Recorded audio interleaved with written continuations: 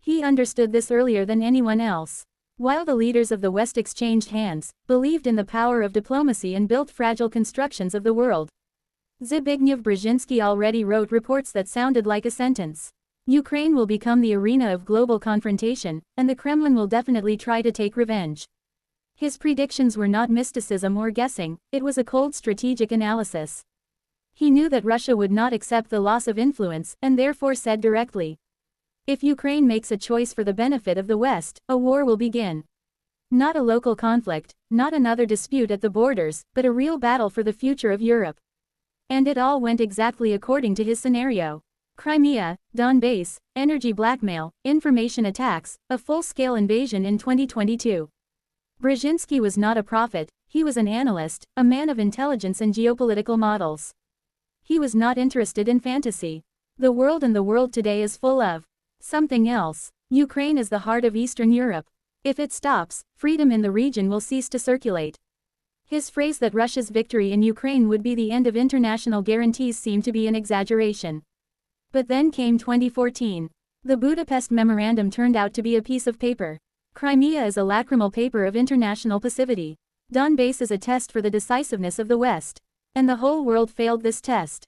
He predicted how the Kremlin would act.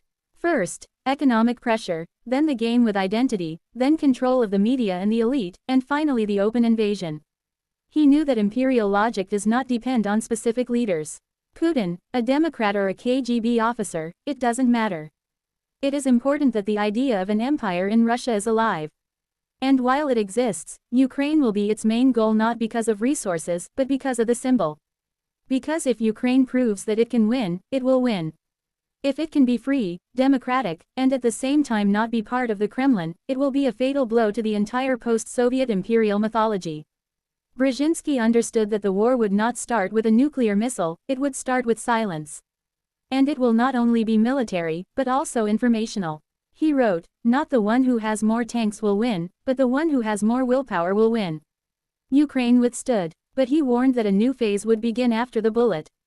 For the memory, for the interpretation, for the one who will write the textbooks, who will be called a hero, and who will be called an aggressor.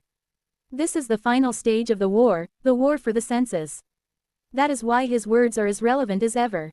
He did not look for innovation. He spoke calmly, as a person who knew the value of history. And when he said, if Ukraine falls, it will be the defeat of Europe, it was not an image but a diagnosis. Because in his logic of great politics, Ukraine is not an image. Ukraine is not an image. Ukraine is not an image. Ukraine is not an image. And normal relations, Zbigniew Brzezинski was one of the few who did not succumb to illusions. He understood that Russia does not believe in compromises, it uses them as a temporary tactic. He said, fear of Putin is the worst strategy, because the Kremlin perceives weakness as an invitation to aggression. His words sounded tough, but today they seem almost trivial. So they literally embodied themselves. When the West wavered, Russia advanced. When diplomats discussed resolutions, bombs already fell on Ukrainian cities. He predicted that the Kremlin would wait for the ideal moment, a new crisis, a weak American president, a split in the EU. And in 2022, everything coincided. Internal conflicts in Europe, distrust of allies. The consequences of the pandemic in this vacuum was introduced by the army. Not secretly, not hybridly, but with an open invasion of artillery, aviation and mass killings. It was not the beginning of, and its apogee is the final stage of the scenario that Brzezинski outlined back in the 90s. He knew that Russia would not accept the loss of Ukraine, because Ukraine is a symbol. A symbol of the fact that the alternative of the empire is possible. What can you say in Russian and not be for the Kremlin? To be orthodox and not to be an emperor. This is what makes Ukraine not a dangerous army for Moscow, but its example. Not rockets, but freedom. Not NATO, but will. When the annexation of Crimea began, politicians hurriedly reviewed the old reports of Brzezинski. But it was too late. He warned that Crimea would become a point of no return, and Donbass would be a test of decisiveness. The West failed both. Europe was paralyzed by fear, the United States was engulfed by internal problems. And the Kremlin acted. Everything went according to the schedule, written by imperial logic, which Brzezинski knew to the details. He called it a fight not for the territory, but for the future, a battle for Eurasia. He wrote, the winner in Ukraine will rewrite the map of the world. Not the one who holds more kilometers will win, but the one who imposes his version of history. And that is why he insisted.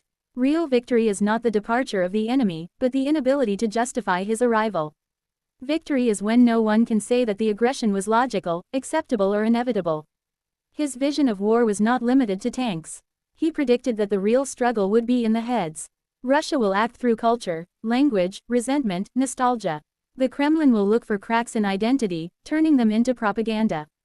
And if the Ukrainians do not learn to see strength in themselves, they will impose weakness. If they do not tell their story, they will rewrite it. If they do not create their cultural core, they will become a fragment of a foreign legend. He said, but they will not put themselves in front of the Russian people. What is the meeting with Ukraine? The Ukrainian people have suffered. They cannot be on this page in their history. They cannot be on the same page. What is the question? But no one can tell who the decision was made, and that is why the Russian leader takes the responsibility of taking the decision. The answer is a question that he thinks that it is necessary to take the responsibility of taking the decision. He preserved the national order. He did not believe in the Messiah. He did not hope for a miracle. He respected the Ukrainians not for loud slogans, but for 2 revolutions. For him, this was the proof.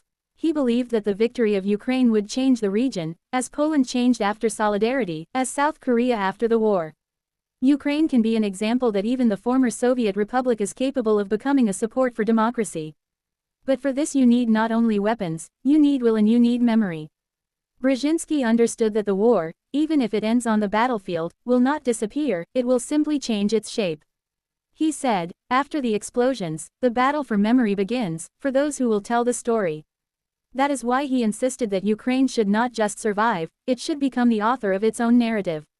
It is not just a question of national dignity, it is a question of survival. If Ukraine does not record its version of events, in 10 years its children will be told that everything is not so unambiguous.